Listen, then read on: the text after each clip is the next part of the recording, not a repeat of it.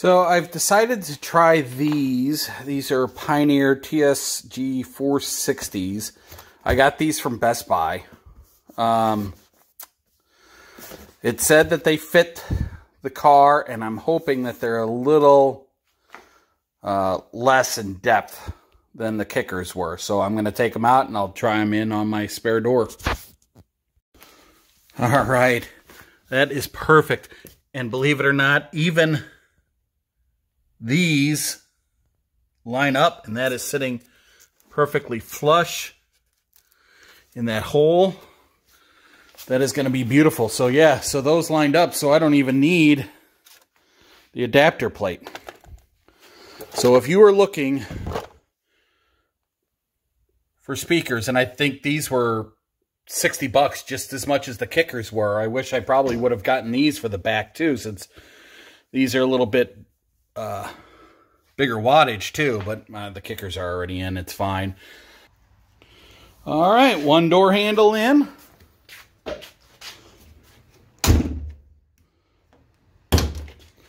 Works. Lock it. Doesn't work. Unlock. Pops open. So one door handle is in.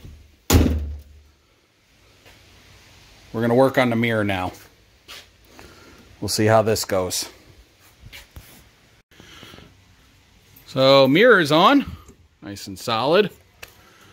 Something came loose in the door handle. So I'll have to look at that. Figure that out. But this mirror is on. Problem is these things are so brittle. Same thing happened, and it's funny, same thing happened over on the other mirror when I was taking it off with the exact same wire. So I've got the connector, but I don't know what I'm going to do. Yeah,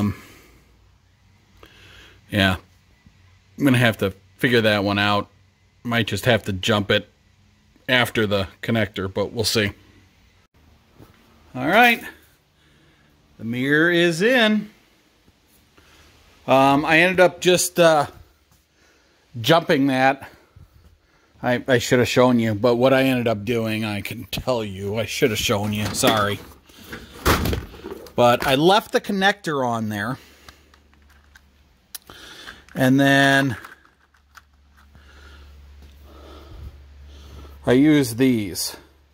And I push the connector in there and then heat shrunk it on there and wrapped it with some electrical tape. And then I took the two brown wires, put them in here, and then just jumped that directly. So, I mean, that's all I could do. I tried to solder it.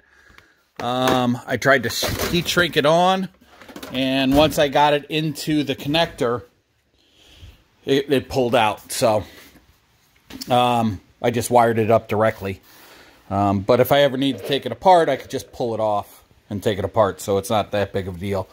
But yeah, mirror's on there. Mirror's in. Very nice. Very happy. And now we can move on to something else. Okay, so I am an idiot.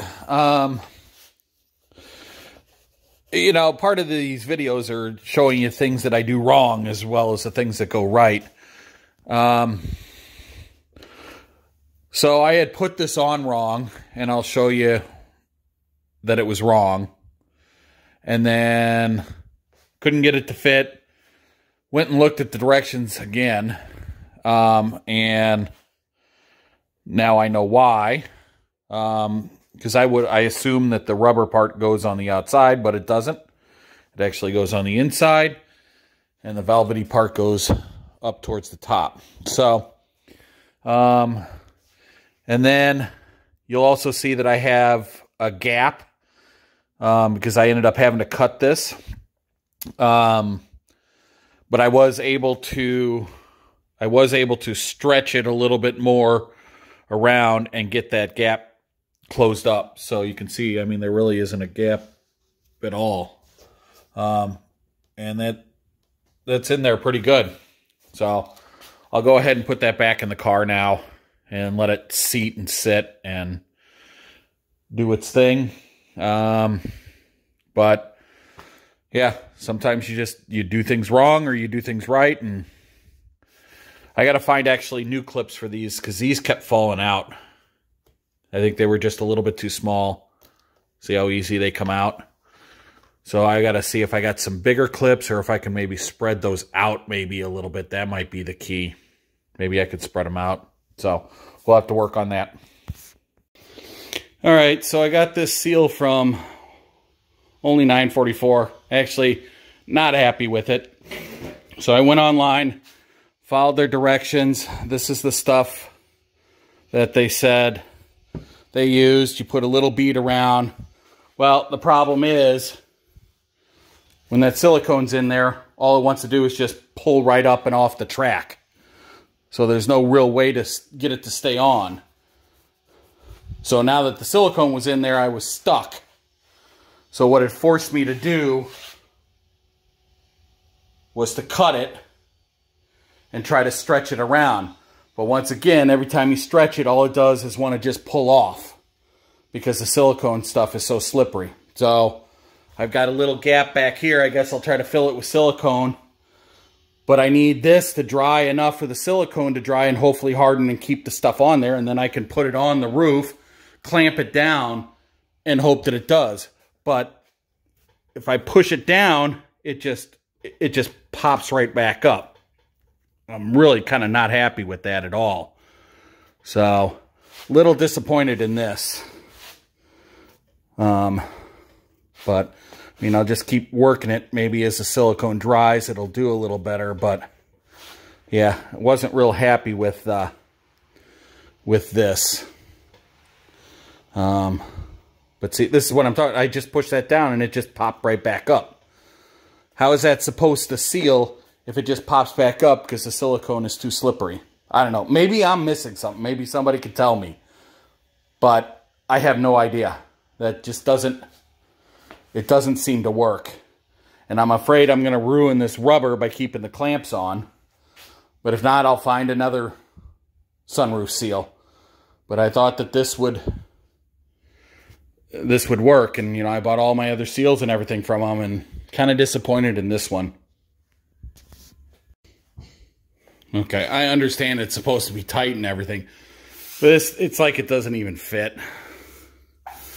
I can't even get it in. I don't know. I mean, I got that one, this one, and that back one. I can't even get this one close to being down and in. So something's not right. It just doesn't fit. So I don't know. We'll have to find out what's going on, because it's not supposed to look like that. It's supposed to fit all nice in there. And there we go. So it's sitting pretty flush. It's up a little bit. I guess it's not 100% flush. But I'm hoping that as time goes on, that seal will seat a little bit better as well. So that is job completed. I got silicone everywhere. Yeah, look at that. I'll get that cleaned off when I clean the car. But see, just like right there, it's raised up a little bit. But, you know, I don't know what else I can do about that. But I mean, it looks like it's seated pretty good around the corners and everything. There's a little bit of a low spot there, but a little bit of a low spot there, but I mean, we'll have to wait and see. If I need to buy another one, I need to buy another one because I messed it up, but I don't think I will, but we'll have to wait and see. All right, so that lock is back in, even though it doesn't work. And I don't know if you remember from my earlier videos, real early when I couldn't get it to start. I think that switch is bad. That's part of the alarm. So I just connected the wires directly inside and I just won't use it. But I needed to put it back on because there was a big hole there. So yeah, that's back in. Just little jobs here and there, trying to just get it buttoned up. So I'm trying to run down this motor issue with the windshield wipers. Now they won't start. You can hear it charging, you can hear it clicking, trying to go, but it just won't. So now I got to take it out again. So get to do that one more time. Yay! Oh, what fun! And see what's going on. Well, I think I might have found the problem. If you look in there, see how that magnet is cracked? This side's okay. So there was that chunk that came off, and it was stuck in there. So I don't know. This might just be trash, just because that magnet's so bad. Yeah, I don't know. We'll try putting it back together, but I have a feeling that, you know, more of this is just gonna come off as it spins. But we'll see. I don't know if I can just get a replacement magnet or what. But we'll see. We'll see what happens. Alright, well, I'm really upset. I took it all apart, cleaned everything again.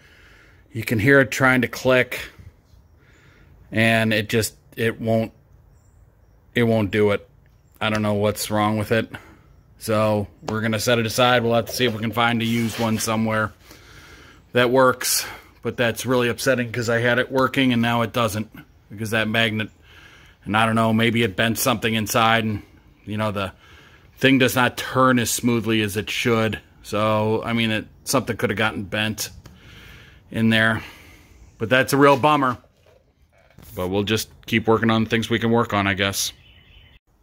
All right, next thing is I bought the F9T DME relay, the solid state relay, and I'm going to go ahead and replace the one that I have in there. Even though I bought that one new, everybody kind of raves about this. So I'm going to put this one in and then put the other one in as a spare. So we'll go ahead.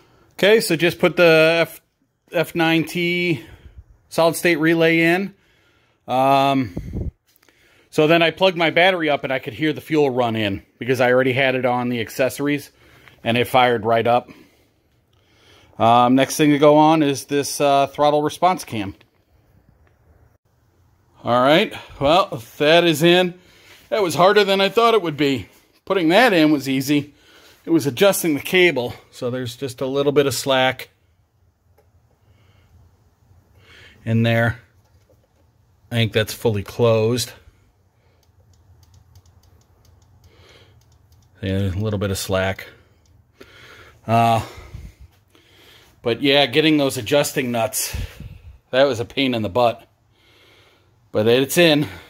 So, we'll go on to the next thing.